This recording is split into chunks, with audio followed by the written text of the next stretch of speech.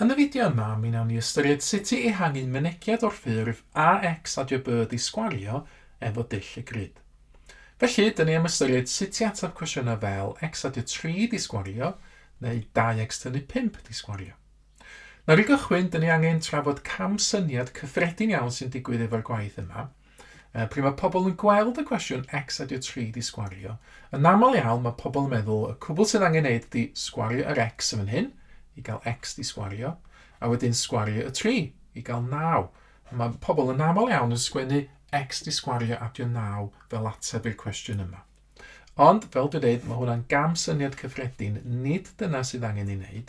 Be sydd angen ei wneud mewn gwirionedd ydy sylwi fod x adio 3 di sgwario go wir yn golygu x adio 3 lluosi hefo x adio 3.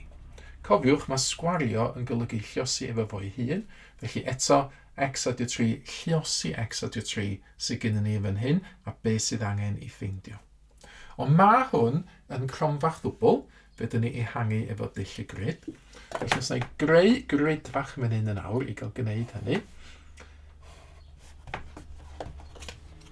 Felly templed, lle mae gennym fi 4 cell i lenwi mewn munud bach. A wedyn ar y cromfach gyntaf, x adio 3 ar y top, x adio 3, a'r ail gromfach wedyn ar y chwith, x adio 3. Dyn ni'n llenwi'r grid wedyn, dyn ni'n lluosi be dyn ni'n weld, felly top chwith, mae gennym ni x lluosi x, sydd yn x di sgwario.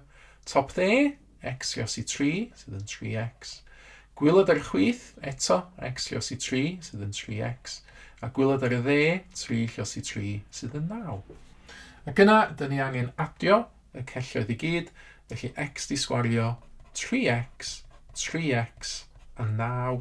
Ac yna casglu terma, ystyried sawl x sydd gyda fi, wel yn y canol 3x a 3x yn 6x i gyd, felly yr ateb ydy x di sgwario 6x a 9. Un enghraifft arall yn y top dde fan hyn, 2x tynnu 5 di sgwario. Wel eto, mi eisiau sylwi fo hwnna'n golygu 2x tynnu 5 lluosi 2x tynnu 5 eto. A mi fedyn ni greu grid i wneud y cwestiwn yma. Felly yn sydyn hefo mesur neu ochr onglydd fel sydd gennym fi fan hyn. Creu grid fach i gael celloedd i'w llenwi. Yn y top tro hyn, mae gennym fi 2x a negatif 5. A'r ochr chwith, eto 2x a negatif 5. 4 lle i lenwi nawr. Lluosi i lenwi nhw. 2x lluosi 2x yn 4x di sgwario. 2x lluosi negatif 5 yn negatif 10x. Cofiwch fod positif lluosi negatif yn ateb negatif. Gwylod ar y chwith, negatif 5 lluosi 2x, hefyd yn negatif 10x. A wedyn gwylod ar y dde, negatif 5 lluosi negatif 5 yn positif 25. Eto cofiwch fod negatif lluosi negatif yn positif. Adio wedyn, beth sydd gennym ni yn y celloedd, 4x di sgwario, a negatif 10x, a negatif 10x arall, a 25. Tro yma, casglu terma, faint o x sydd gennym fi. Wel, dwi'n cychwyn efo negatif 10x yn fan hyn, a dwi'n adio negatif 10x arall. Felly cychwyn efo negatif 10 a gywir tynnu 10 arall. Mae hynna'n negatif 20x yn y canol. Ac i fynd hynna, hefo hynny, mae gennym fi 4x di sgwario ar y cychwyn a positif 25 ar y diwedd.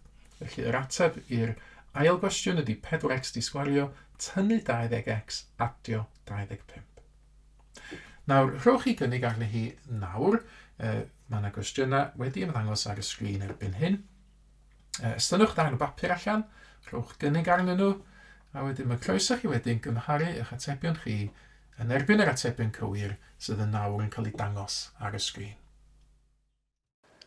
Mae mwy o fideos adolygu ar gael ar ein sianel YouTube Adolygu Mathemateg. Am y newyddion diweddaraf neu holi cwestiwn, dilynwch ein cyfrif trydar @mathemateg. Neu ewch i'n gwefan www.mathemateg.com am fwy o adnoddau adolygu.